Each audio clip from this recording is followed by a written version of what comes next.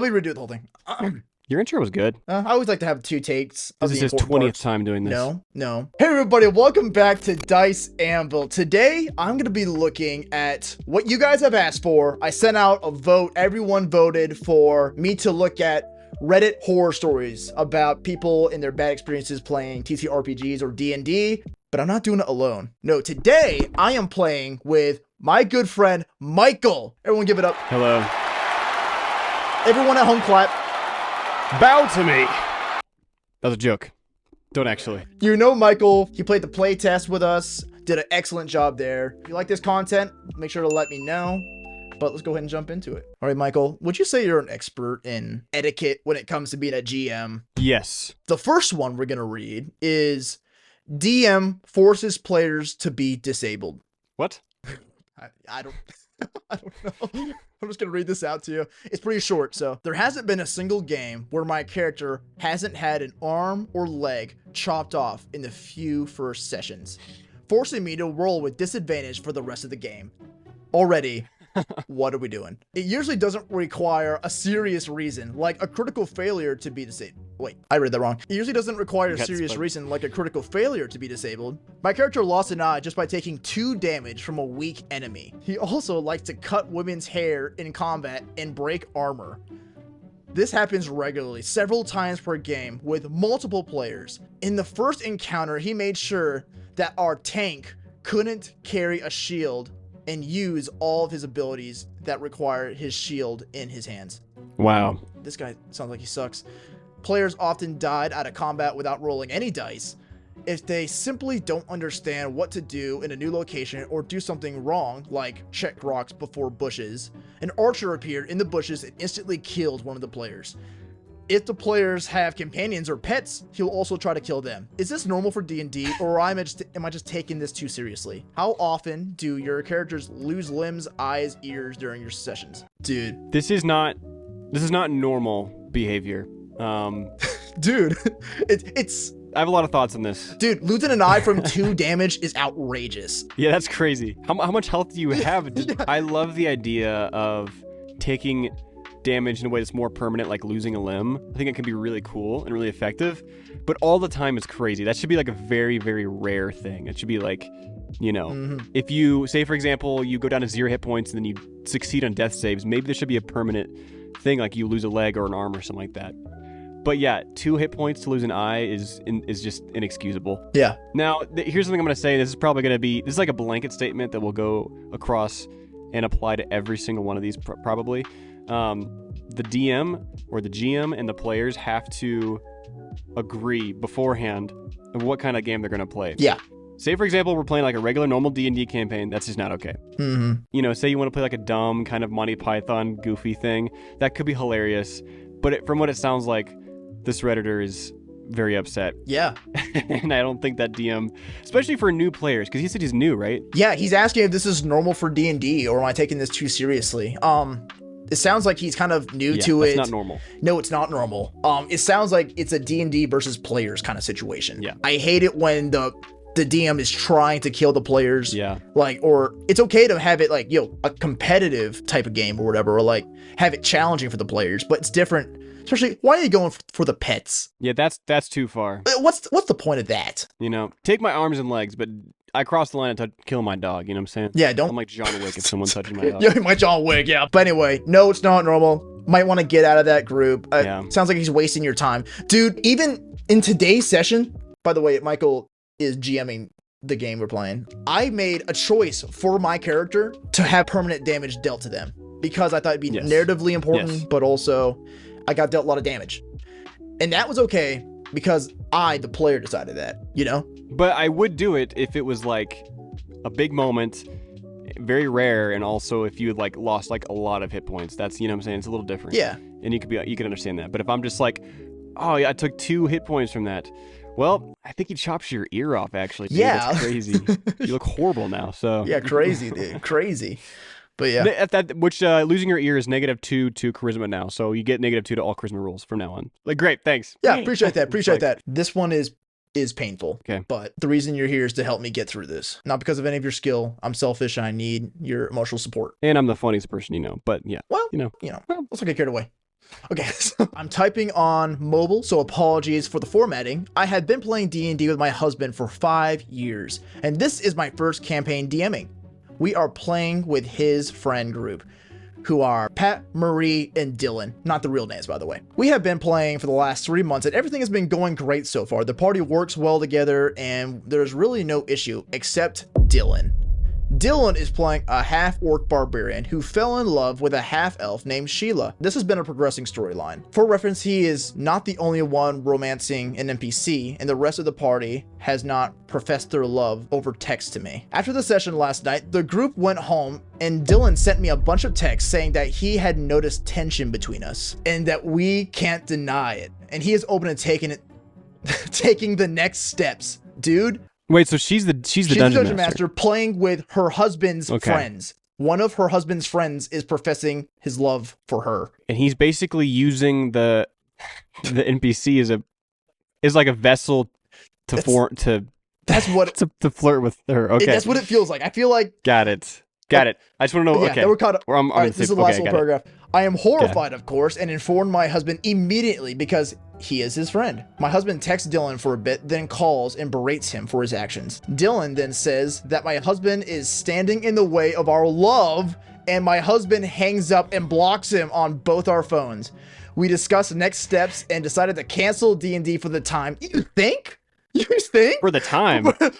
We'll resume it later when Dylan starts, acting normal. We decided to cancel D&D. He's just going through a phase right now. He'll get over it. Trust me. He'll be fine. His husband's like, yeah, but I really want to play. I really like my character. Dude, that's crazy. Here's the thing, dude. That's the most villainous, like, classic villain line ever. Like, you're getting in the way of our love. What? She's married, my guy. It's your friend. I'm a married man. Married man. Not to each other. Not that. Anyways, if I was the husband in this situation, I would probably act the exact same way, and that's okay.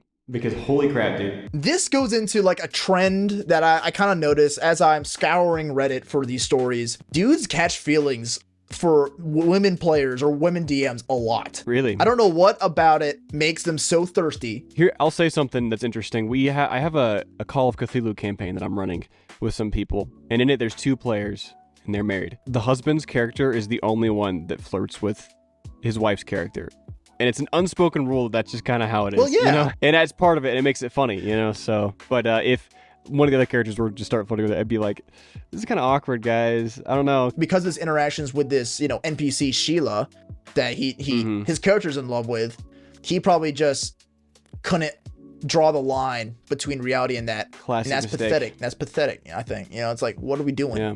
Here's a little pro tip. If you're a person and you find yourself starting to have feelings for a person that you shouldn't, someone who's like married or something, cut that off. But yes. Cut that off. Hey, knock it off. Stop it. Stop it. Okay, I think they got the idea. Yeah, I think we got to be stern with them. I think you got it.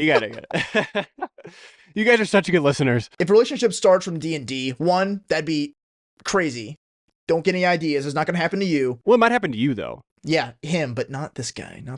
Yeah. But her? Maybe. I don't know. This is one that I actually want us both to act out. This is the DM texting. You're the female. I'm so sorry I wasn't prepared to DM. We normally have a lot ready. You're good. LOL. Really? I thought I failed. Nah, it was fun, I've been in that situation before, so I know how it feels. You're way too kind. I'm just the right amount of kind the world needs. I was so nervous. Pick me, guy, dude. I couldn't tell. Trust me, man. I've seen some rough DMs, and you're not one of them. You're very beautiful. What? She didn't text that, but I feel like her first thought was, pardon? It was like a semi-normal conversation, and she was kind of reassuring him, and then he's like, that was beautiful. A Hail Mary, dude. It's like the conversation was not going anywhere like that. It wasn't even going bad, and he hailed Mary. For all you football people out there, it's like you're on 1st and goal, and you punt it. Like, what? What are we doing? No, not 1st and goal. He wasn't that far. You were 3rd down. It was 3rd and long. It was 3rd and long, and he punted it. There's nothing wrong with being interested in somebody and flirting with them and, making the first move. Just be normal about it. That's all that I ask you, okay? Just be normal, Just don't be weird about it. I think that she was trying to let him down easy, so, like... She's like, I'm just kind of kind to everybody. He's like, why are you so nice to me? I'm just such a weirdo. He's a nice guy. He's a nice guy. You're beautiful. Give me a charisma roll with disadvantage, please. No, I feel like that was a situation when it's a nat 1. Oh, you accidentally just say you're beautiful. Hopefully she wasn't married, though, you know, because... I mean, that's the least you can do is make sure they're not taken. Holy crap. Listen, I have some homework for you guys. In the comments, I want you to put down horror stories that you have from your experience playing TTRPGs, and me and Michael might just react to them in a future video. We promise we'll be nice. Well, yeah. If you flirt with a married woman, then I don't know. I'll be less nice, but less that's nice. okay. So yeah, comment down below your horror stories if you have any, and yeah, we might just react to them in a future video. Why am I getting pissed off right now? I'm having a great time. This is great. Good cop, bad cop. Okay, that's right. Because I'm a little pissed off, we're ending it with a lighthearted one. This one's called Wizard Makes a Blind Character and Gets Upset When He Is Blind.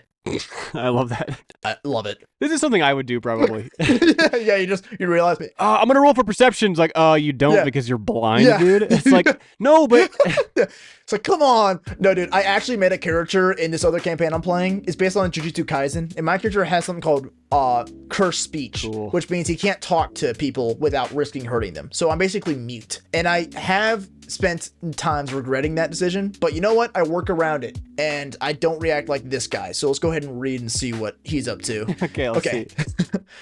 Was playing a 5-player group in college with a guy that wanted to make a blind wizard who relied on a bird familiar for sight. That's a pretty cool idea. First of all, that's a sick I love that idea. And I might steal It's pretty cool, I think. However, he was also consistently telling his bird to give other players the help action, essentially giving the martial characters on-demand advantage. So basically, the bird will fly down and distract the people that they're fighting and give them advantage, like, consistently.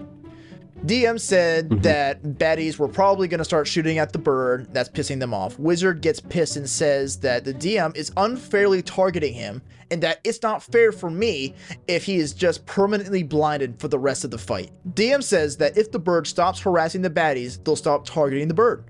Wizard refuses, bird dies, Wizard is blind the rest of the encounter and sulks like a baby. First of all, very cool idea to be a blind wizard with a sight-seeing bird. But I feel like he warned him, right? The DM said, like, hey, they're going to start shooting your bird if you don't stop, doing that. And he kept doing it, and then they died. Yeah. I mean, it just makes sense. I feel like the DM is just playing, like, realistically. Because, like, if I'm those bad guys and I'm fighting these people and this bird is helping them out and being annoying, I'm like, get this bird out of the way. And one of them is going to shoot the bird probably, Yeah. Makes sense. So he kind of gave him an advantage by warning him in the first place. He didn't have to do that at all. I think the DM would have been correct to just be like, okay, they're going to start shooting at the bird now. Maybe not kill him right away, but like, right. The fact that he gave the player a warning, I think is enough, right? I mean, if I'm this character and my bird does die, I think that's a really cool opportunity to do some character development for your character. Now he's like actually blind and has to figure things out. That's just cool, Yeah, sure. And maybe I just don't think the same way that some people do, as far as like, I want to do a ton of damage and do all this kind of stuff. Like, I want good story stuff. And to me, a blind wizard with a sight-seeing bird who dies as your only companion, that is really cool. And it's a really cool story. Yeah, I mean, it's a familiar, so it's like, really? You can use a spell to summon it. So it's not even dead. It's not even dead. So what's the problem then? Dude, what are we talking about It's only out for that combat encounter. Oh, so he's just upset that he's blind for the rest of the encounter, not even the rest of the game. Dude. Oh, you're fine, dude. You're fine. Stop being a baby about it. Do you remember? Okay, one time we were playing a session and we were fighting a giant spider, and they stunned somebody, like they stung them and they were paralyzed for like the entire encounter, and they were fine with it because that's what happens, and like they were fighting the spider. They knew it was a possibility. They knew it was a threat. Dude, this player absolutely sucks because you can just respawn it at a certain point. Why do you actually make it everyone's problem by sulking? Nah, whatever, dude. Anyways, those are D&D and TTRPG horror stories today. Thank you, Michael, for joining me on this endeavor. Everyone wave bye to Michael. Wave bye! Good. I think they waved. Thank you, Michael. And I don't want to say too much, but you guys are definitely going to see him in the future. Keep a lookout for announcements coming up, but some exciting stuff happening in the works. I am very excited, and I'm saying this as on my own will and on my own accord. I will be doing a podcast because I want to, not because he's making me or threatening me. Please subscribe. Please like if you want Michael to get food this month. See you guys in the next video. See you, nerds. We just lost half your audience there with that football analogy. Oh yeah, no. Guys, it's like D&D, but they're athletic. Just kidding. I'm joking. Yeah, I'm joking. I'm sure you guys are all fit.